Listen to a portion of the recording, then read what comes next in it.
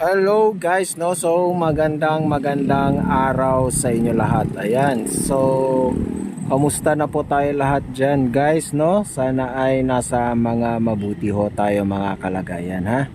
Yan. So guys, this is Laking Davao once again. And everyone, welcome back to my channel, guys.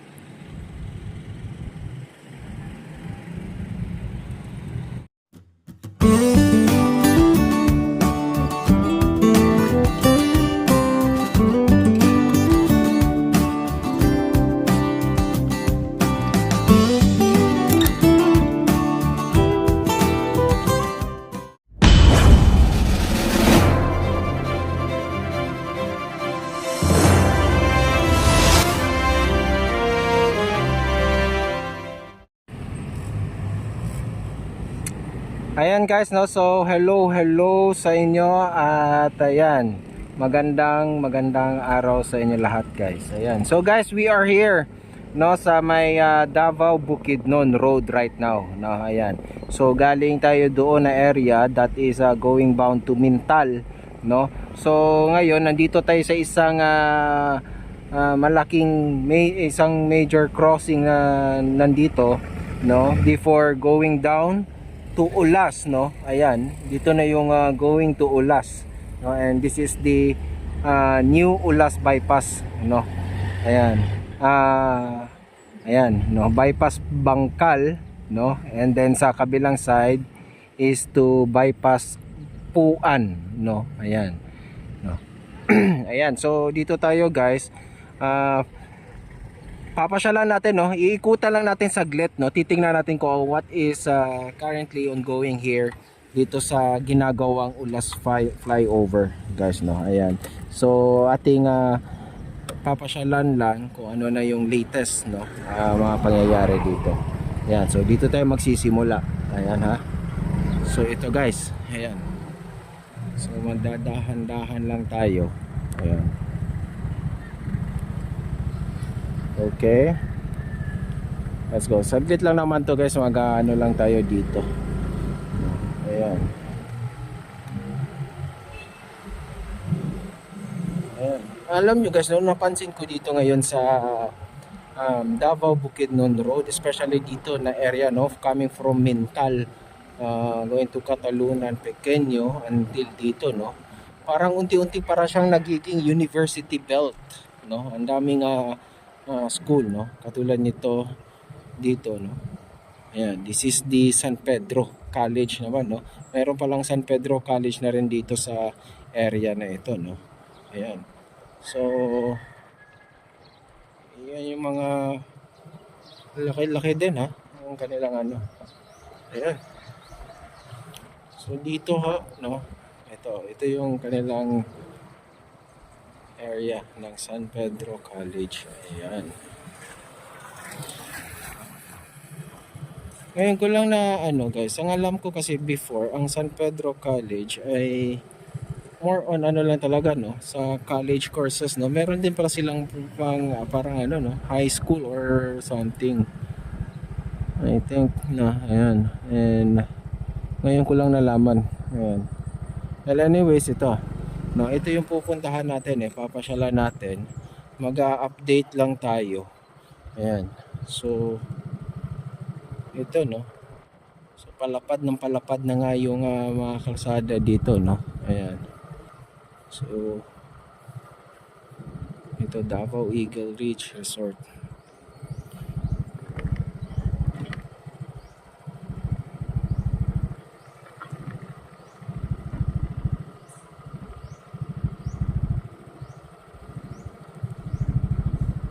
So today is kind of weekend, so I think wala tayong kikita mga ongoing works ngayon, no. So okay lang vlog, no. So ito guys, dito silipin natin, guys, para may ginagawa kasi dito na area, no, or I think parang isa to sa parang riprap, or I think, no, para to prevent some landslide, no. Kasi magkakaroon ng ano dito, guys, ng widening, so kailangan nilang magtambak na naman. Oo, parang ganun nga, riprap. Ayan eto. Kasi magkakaroon ng ano kasi guys ng widening hanggang dito, no? Ayan. Ganyan. Para to give way doon sa mga hindi gagamit ng Ulas Viaduct, no? Ayan. So magiging ano dito guys I think a total of 8 lanes, no? 4 lanes on each side, no?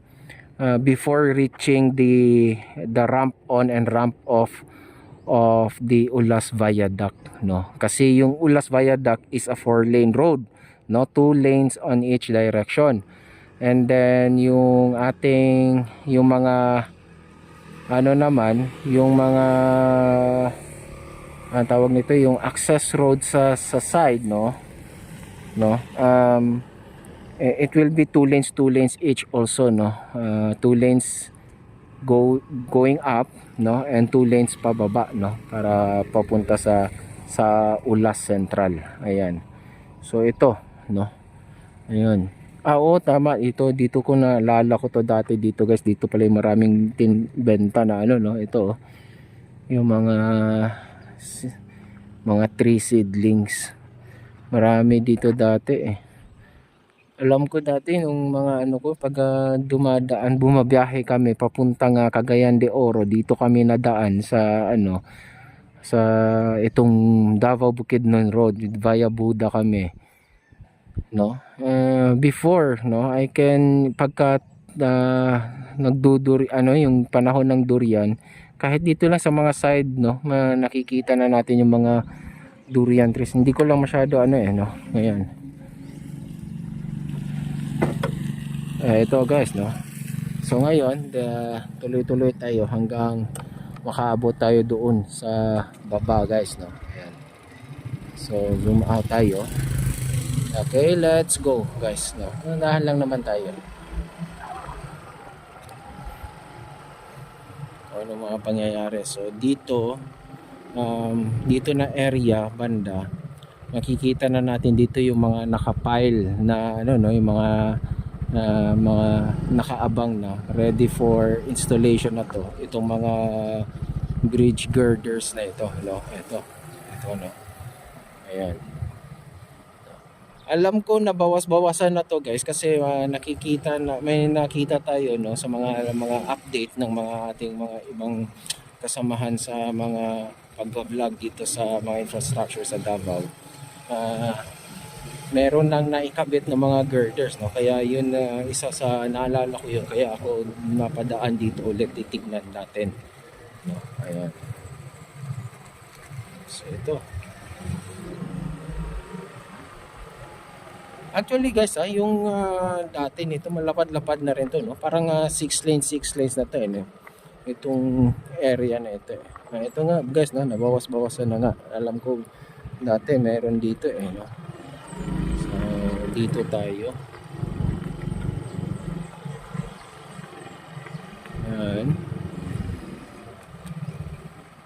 Ayan na nga guys, no.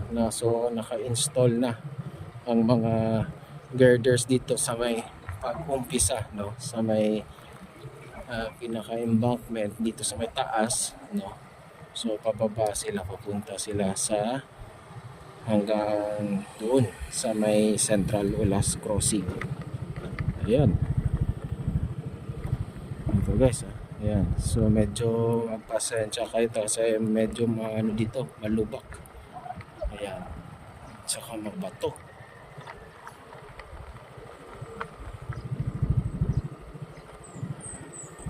Ito guys, no? Ayan, nakabit rin nila finally, no? Ayan.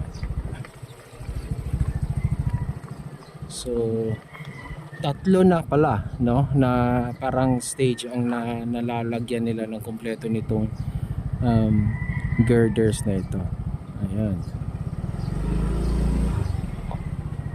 Ayan guys, no?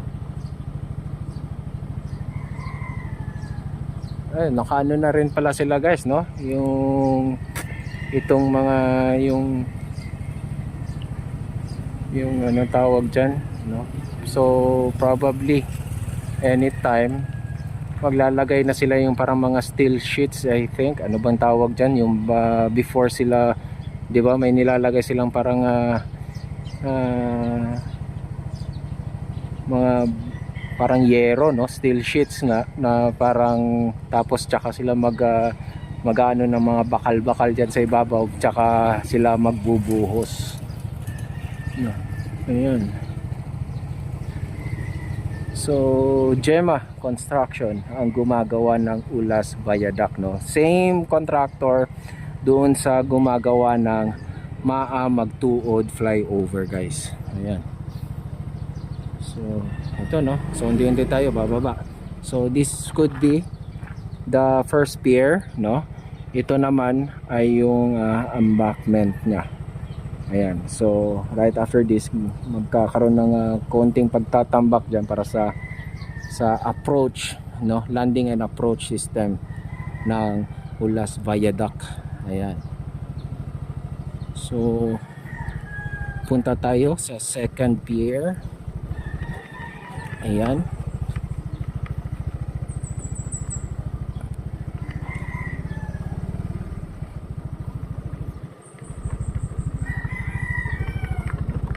Ito na yung second pier. Ayan. So tinatrabaho na rin nila yung doon sa may taas.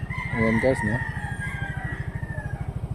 Ayan. So 1 2 3 4 5 6 7 8 piers, no? Ayan. So 2 lanes on each direction to, no? Ayan. Ayan. So second, so ito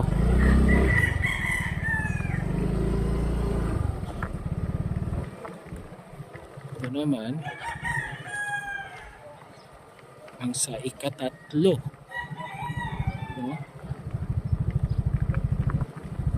Dito tayo sa may lilim banda.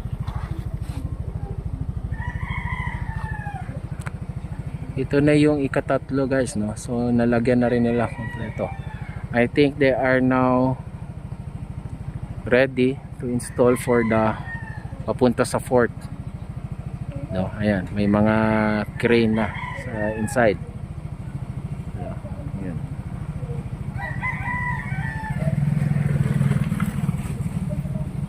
Gusto ko malaman kasi, guys, since this will be parang curve, ano ba yung girder dito, no? So sa mga nakakaalam, paano yung girder dito? Is it steel?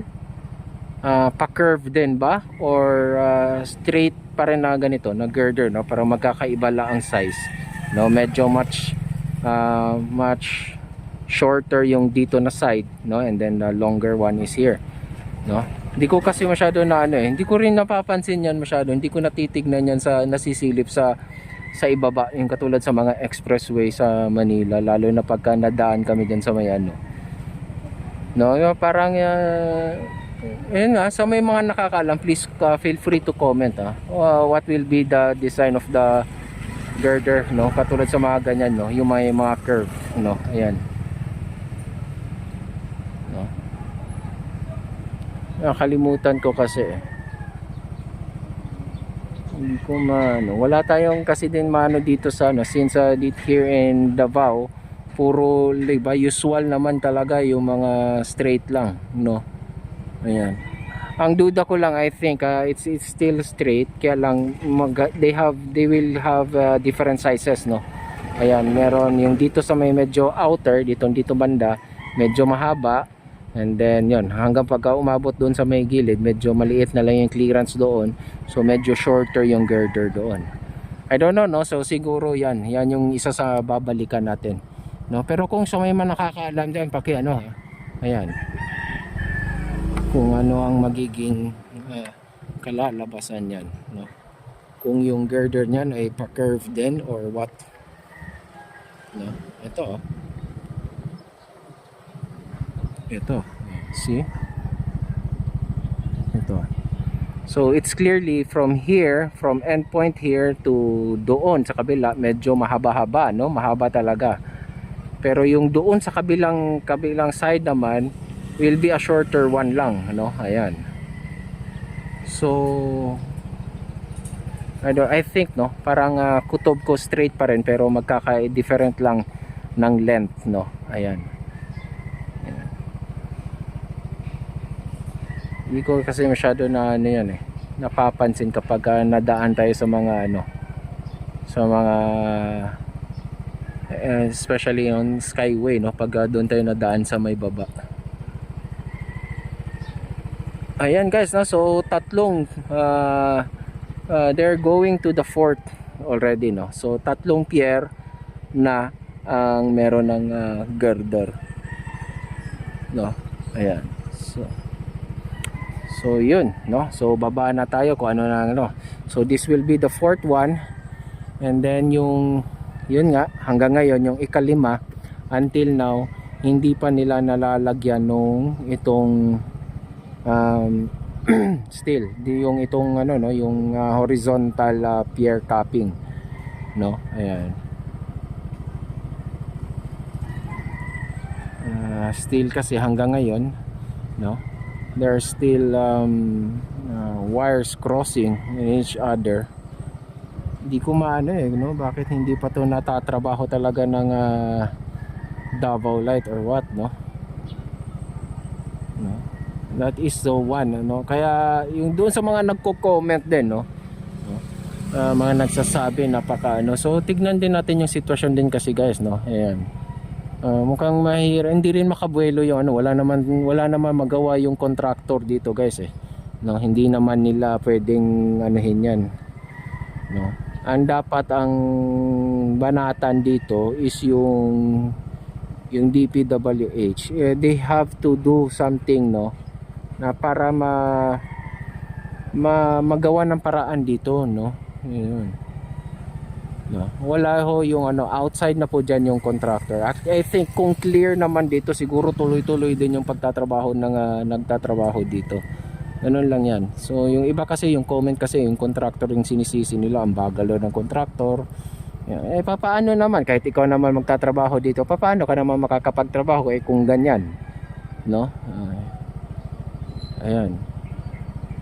So ito guys ayan. So ngayon ito fourth one. Ito. So bababaan na tayo hanggang sa umabot tayo doon sa may kanto. Ito.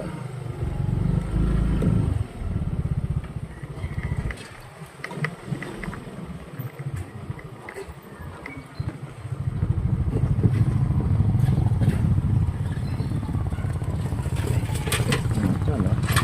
Ayan, so saglit guys medyo mabato kasi dito wait lang. So ito ho yung ika-fifth, no. Ayan.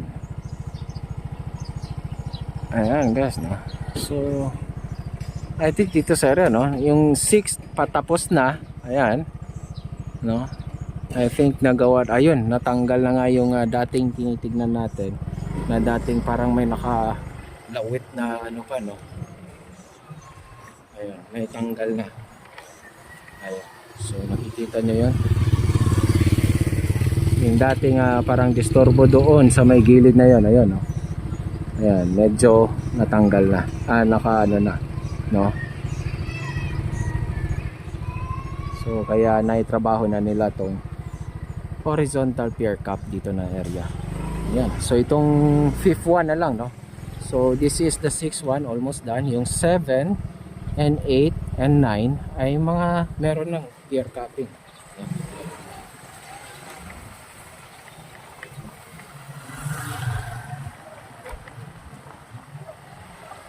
Ito. So this is the 7th pier.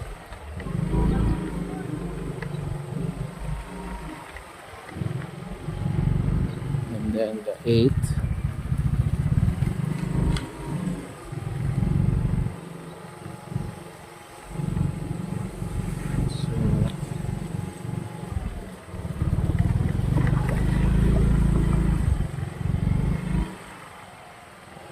Then ito na yung 9th, no. Ayan, pier 9.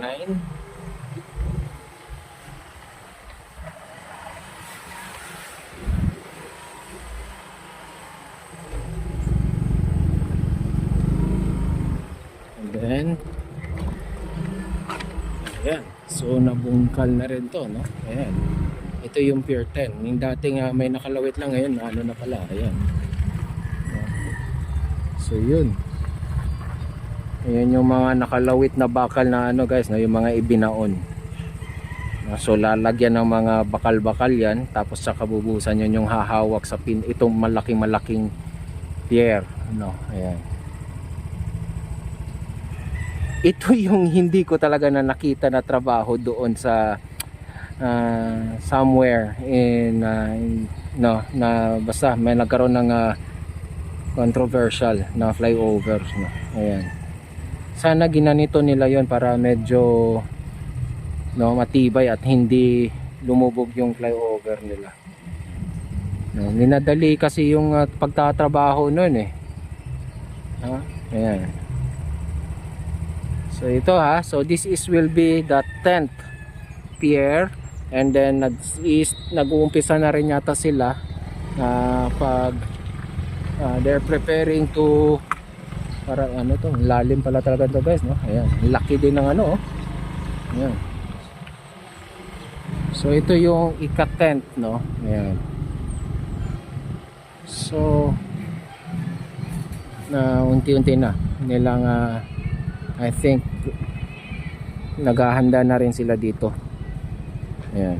So unti-unti na nilang baklasin niya para lumitaw na yung ibinao nilang mga pile foundations.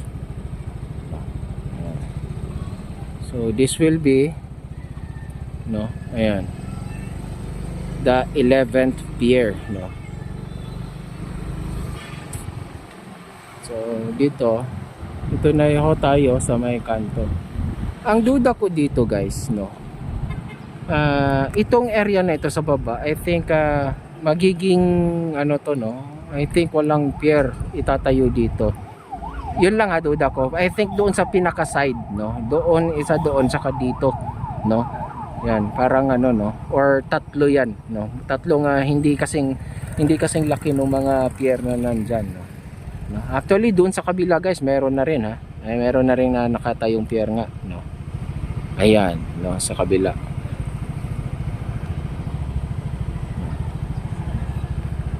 Ayan guys, no.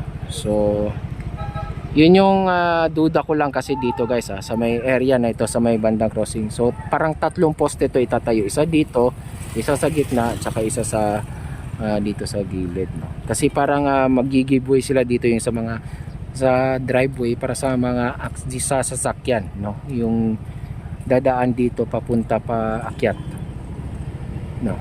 Okay, so that's it, no. That's our latest update about what is happening here in the Ulas Viaduct project guys. Ayan, so sa kabila tuloy-tuloy pa rin, no, yung trabaho. Ayan, no. So yun, good thing tuloy-tuloy pa rin sila despite of the mga delays, no, na nangyayari and causing them here, no, especially this wires, no. Pero parang unti-unti na nilang tinatanggal, no, pati dito na area na medyo nag-clear dito konti guys, no. Ayan, okay, so natanggal na pala, no. Kaya nga sabi ko parang nagkaroon ng ano dito, so naitanggal na, no, medyo nag-clear dito na area. So yun, no, so that's it guys, no. So thank you very much, no, and please like and share this video, and doon sa mga hindi pa nakapag-subscribe sa akin guys, please do so, subscribe na po kayo, hit that notification bell para ma-notify kayo every time I will upload a video patungkol sa mga development na nangyayari here in Metro Davao. Okay, so guys, sa aking paalala sa inyo na tayo ay mag-iingat sa ating mga pang-araw-araw na mga ginagawa, dahil yung mga mahal natin sa buhay ay nag-aantayan hanggang tayo ay makauwi ng matiwasay. Okay guys, so thank you so much, God bless us all, and adios guys.